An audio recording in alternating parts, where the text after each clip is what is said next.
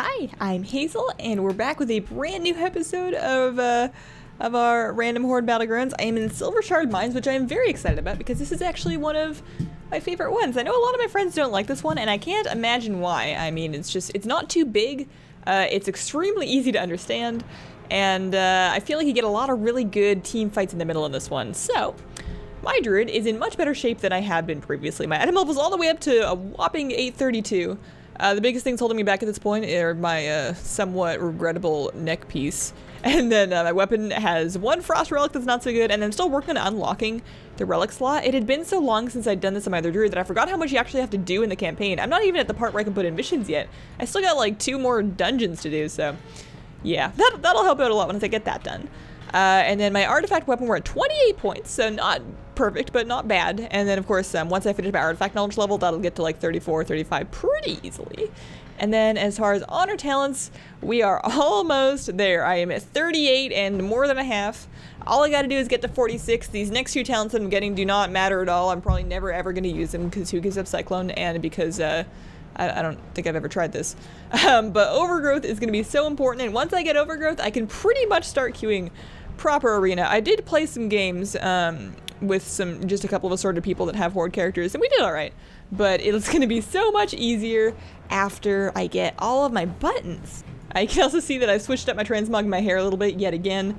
I decided to wear the Horde version of the Druid set. I like it, but it was quite dark, so I ended up having to switch up my hair color, and then the only helmet I could find that I actually liked with it was one that covered most of my face. But I mean, that's okay.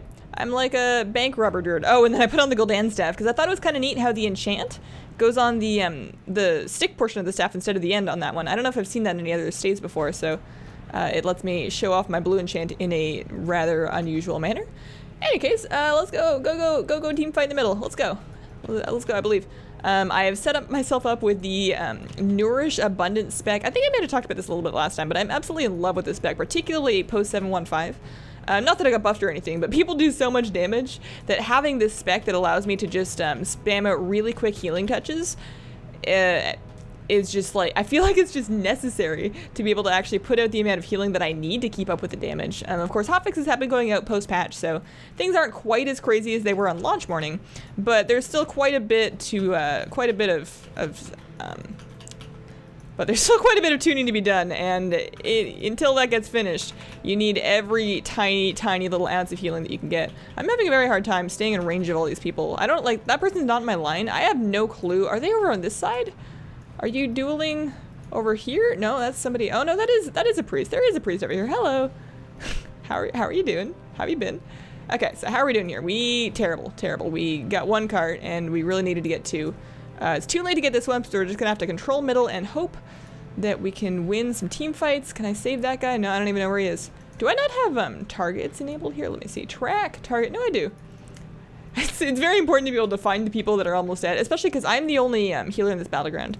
I've heard that there's actually, since the patch, been a little bit of a lack of healers just like in the general battleground pool, because they're a little bit less survivable with all the damage that flies around in that random battleground environment. So we're gonna see how often I get just zerged down. I feel pretty safe right now, but then again, I've got like this crew, and I'm a big scary bear, and I'm a troll bear, and look at my, oh gosh, I was gonna say look at my tusks. Nobody messes with a bear that's got saber-tooth tiger tusks. That's just bad biology. So I've been in-capped, I've been rooted. I'm gonna trink that leg sweep. I don't know if I'm gonna be able to actually save this thing. I didn't quite juke this cake.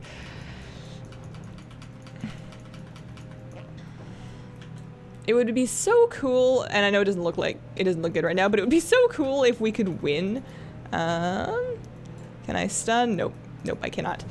It'd be so cool if we could win, just because, like I said, I'm really close to my final goal. If I don't get it by next week, I absolutely will get it next week, because the random battleground event starts on the 24th, and that is an excellent way to catch up on any honor talents. I tried farming a bunch of honor during the skirmish event. Didn't really go so good. I queued a bunch of skirmishes with my friends, like hours, multiple continuous hours of just doing nothing but winning skirmishes, because I brought some friends in with me, and it gave me maybe a level, like it was slower than doing my honor dailies by quite a bit, and it was during the bonus event, so I don't really know I don't really know what was up with that. I wish they would like triple the amount of honor gained, at least during the event. Oh dear. I skinned, but I don't have a trinket. I can bark again. It looks like I'm gonna have to. I'm starting to see why healers may not be in random battlegrounds right now. But if I can just peel this guy off me, there he is. There he is. It's got a nice bash on him. He's a little bit dear. That's fine. Maybe I'll pop my Gahanir thing. Can I clone? No, people are on him. People are on him. I shouldn't clone him. People are hitting him. At least not in Battleground. Sometimes people don't understand. So there's another druid over here. That must be a Healy Druid because he's just running around healing. Yeah, there we go. So full clone on the Healy Druid. They hate that. I know. I've been there. And we're just gonna get up a bunch of hots, and then you can just spam out these really quick healing touches. And not only do those heal for a lot, but they also add a missing hot to the target. And every, of course, hot that gets added to the target increases the amount of healing that you're doing. So generally speaking, if you can get into a point where you've got maybe like 3-4 stacks of abundance, so not even that many, it's totally doable in 3s. You get 3-4 stacks of abundance and you just start spamming out healing touches.